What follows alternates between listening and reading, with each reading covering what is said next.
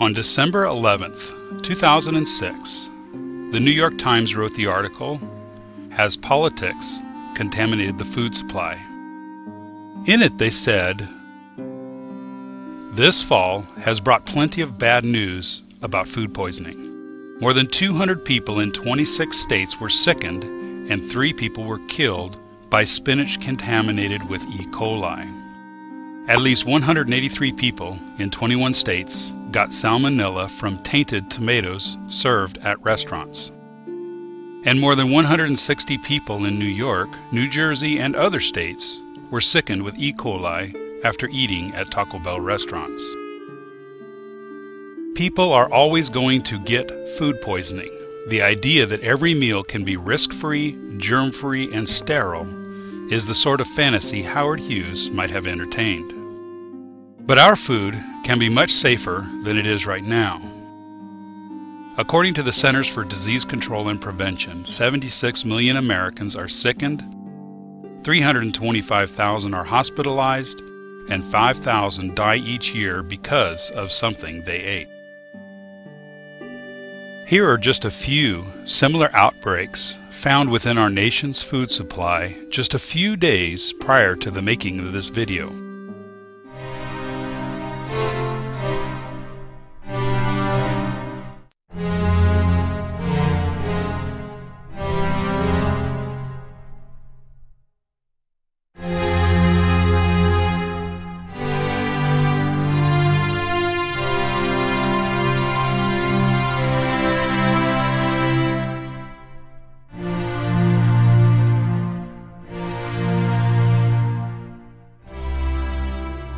Is there something seriously wrong with our nation's food supply? This, unfortunately, is just the tip of the iceberg in relation to the problems in the food we buy and eat.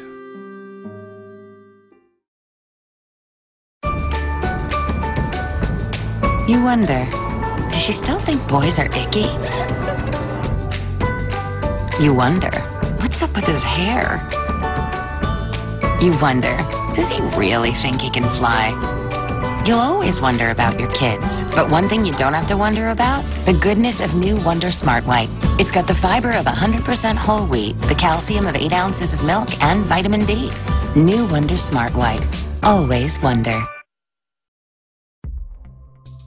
White bread is made from wheat flour from which the bran and the germ have been removed through the process known as milling. Milling gives white flour a longer shelf life by removing the bran, which contains oil, allowing products made with it, like white bread, the ability to survive storage and transit times. In addition, the flour used in white bread is often bleached using potassium bromate or chlorine dioxide gas to remove any slight yellow color and make its baking properties more predictable. While the milling process helps improve white flour's shelf life, it does remove nutrients like some dietary fiber, iron, B vitamins, and micronutrients. The Miami Herald wrote on June 23, 2011, "Chemically treated produce, highly processed foods, and refined ingredients like white flour and sugar cause sickness and disease, as well as a host of minor ailments such as digestive issues and lack of energy." The Herald Sun wrote on June 24, 2011, the New England Journal of Medicine published research that advised Weight Watchers to cut out sugar-sweetened drinks, potatoes, and refined grain foods such as white bread, white rice, and low-fiber cereals. They urged people to eat more natural foods such as fruit and vegetables, whole grains, nuts, and yogurt, while avoiding anything processed. The Daily News of Analysis wrote on June 20, 2011, "It's important to avoid the consumption of jittery foods such as caffeine and foods high in white flour, such as cookies and white bread, as these strip us of nutrients and fiber that normally keep your blood sugar stable. Substituting the jittery foods with brown rice, whole grain bread, and whole grain pasta will do more gain than expected.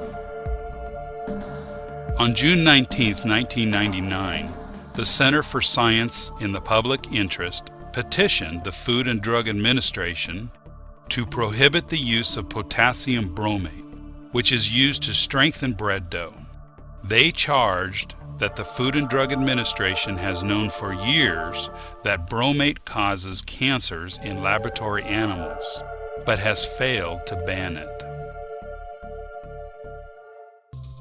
Wheat flour is a powder made from the grinding of wheat and is used in a wide variety of foods. For instance, this cake includes 2 cups of flour. According to the Food and Drug Administration's Defect Levels Handbook, the following levels of natural defects are allowed for wheat flour. Insect fragments, average 75 or more per 50 grams. Rodent filth, hair and or feces, average of 1 or more per 50 grams. The 2 cups or 450 grams of flour in the cake amounts to about 375 insect fragments and 5 rodent hairs or feces. These numbers fall within the acceptable levels according to the FDA. According to the Florida Department of Health's website, rodents can cause illness in people and pets through bites and direct contact with urine, droppings, and water contaminated with rodent urine.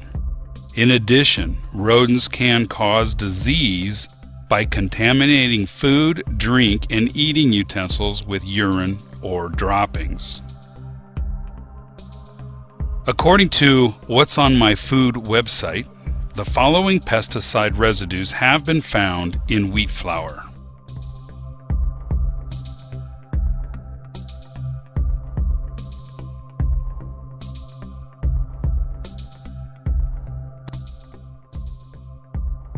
The most common pesticide found in flour, 49% of all flour tested, is malathion, believed to be a possible carcinogen, neurotoxin, and hormone disruptor.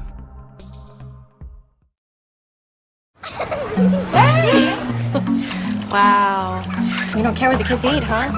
Excuse me? That has high fructose corn syrup in it. And? Yeah, you know what they say about it? Like what?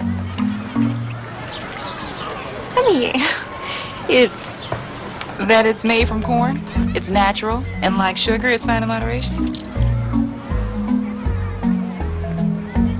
love that top. Oh, well, thank you. Get the facts. You're in for a sweet surprise. Before the mass production of fructose since 1957, human beings had little dietary exposure to fructose. Fructose was limited to only a few items such as honey, dates, grapes, and apples. A system of sugar tariffs and sugar quotas imposed in 1977 in the United States significantly increased the cost of imported sugar, and U.S. producers sought cheaper sources. High fructose corn syrup, derived from corn, is more economical because the domestic U.S. and Canadian prices of sugar are twice the global price, and the price of corn is kept low through government subsidies paid to growers. High fructose corn syrup became an attractive substitute and is preferred over cane sugar among the vast majority of American food and beverage manufacturers. Soft drink makers such as Coca-Cola and Pepsi use sugar in other nations, but switched to high fructose corn syrup in the U.S. in 1984. Large food manufacturing corporations such as Archer Daniels Midland lobby for the continuation of government corn subsidies. Just go into your refrigerator and look at how many products contain high fructose corn syrup. I think you'll be very surprised. How are things going for you guys? How did your crop come out then? Well, we haven't harvested it yet, so we don't know how much What the yield is and stuff. But it from as far as I can tell, it looks like everybody else's corn. So Yeah, it's standing up. it's standing up, and it's kind of yellow and hard. And I think our problem is figuring out what we want to do with it once we harvest it, because we've been out figuring out where it could go, and none of our options seem particularly attractive. And I'm not terribly impressed with it. And you shouldn't be. Yeah. Should be impressed at the stupidity. We aren't growing quality. We're growing crap. Poorest quality crap the world's ever seen. We're growing it today. You don't eat the corn that you grow? No.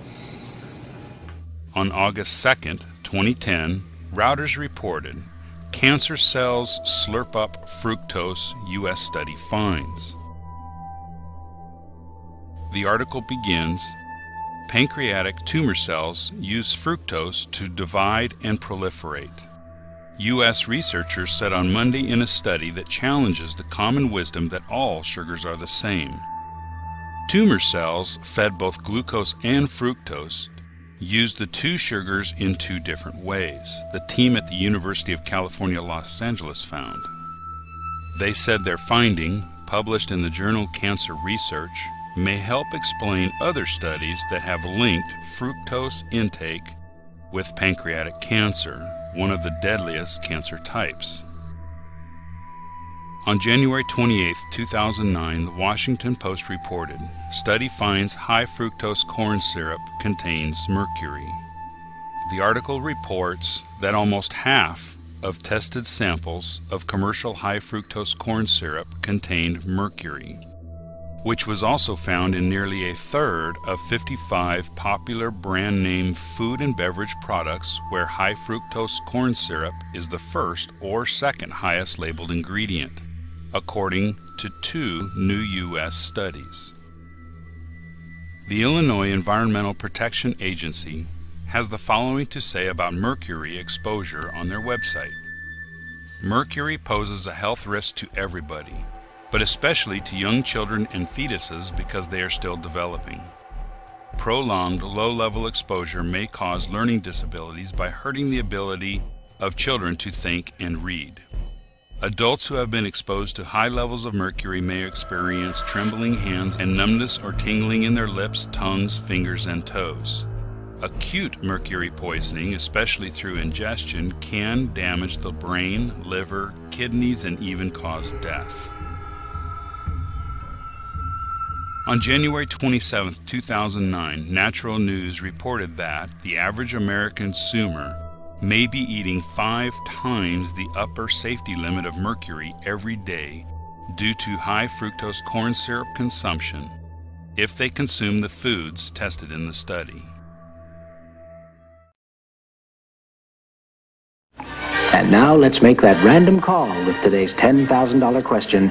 Who shot Alexander Hamilton in that famous duel? Hello, for $10,000. Excuse me? Oh, I'm sorry, your time is up.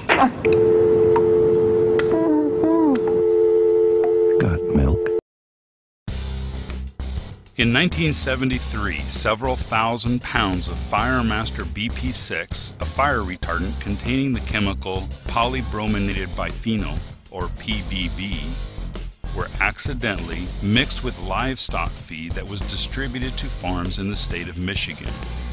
About 1.5 million chickens, 30,000 cattle, 5,900 pigs, and 1,470 sheep then consumed this feed and became contaminated with PBBs before the error was discovered. These events were dramatized in the 1981 film Bitter Harvest.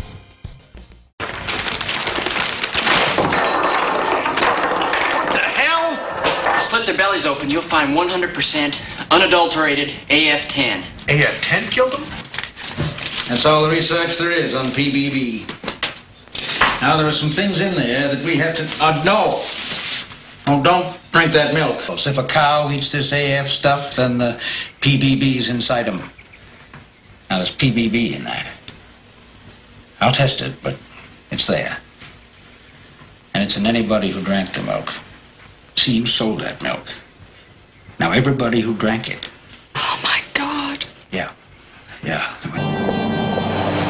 Walter?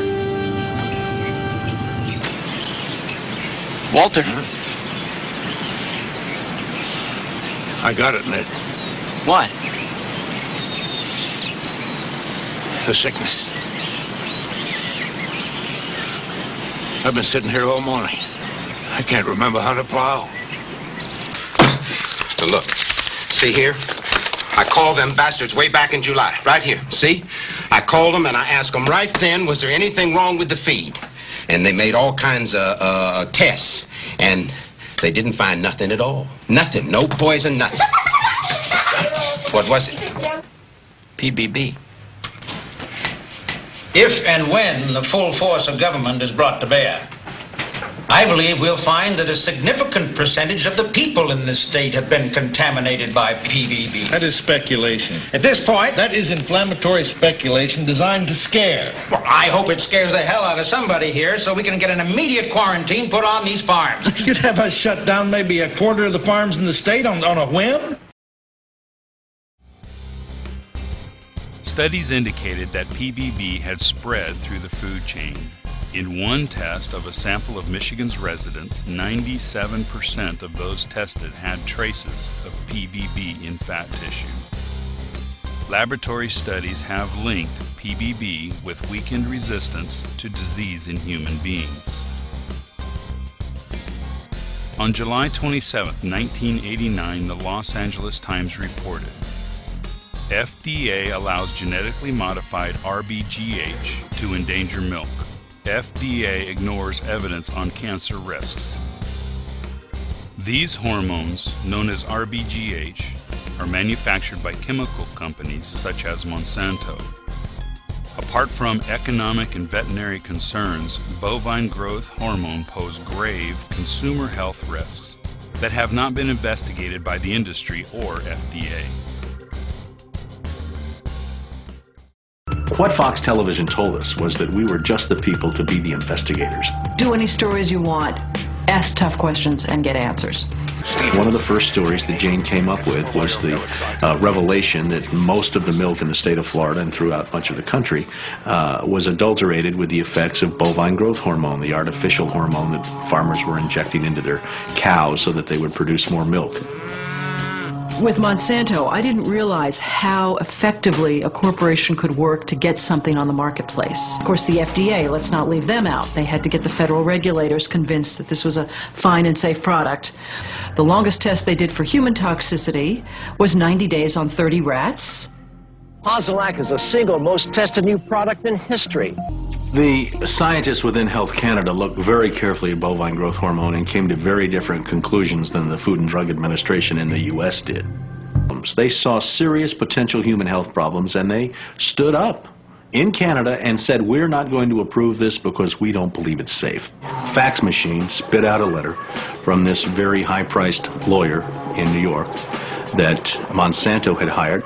And it said there will be dire consequences for Fox News if the story airs in Florida. Called us upstairs to his office and he said, what would you say if I killed this piece? We said, well, look, let us show you the research that we have. To which he replies, I don't care about that. I said, you know, this is news. This is important. This is stuff people need to know. And he said, we just paid $3 billion for these television stations. We'll tell you what the news is. The news is what we say it is. On December 7, 2006, the Harvard University Gazette reported, hormones in milk can be dangerous. The article states, the milk we drink today is quite unlike the milk our ancestors were drinking, without apparent harm for 2,000 years.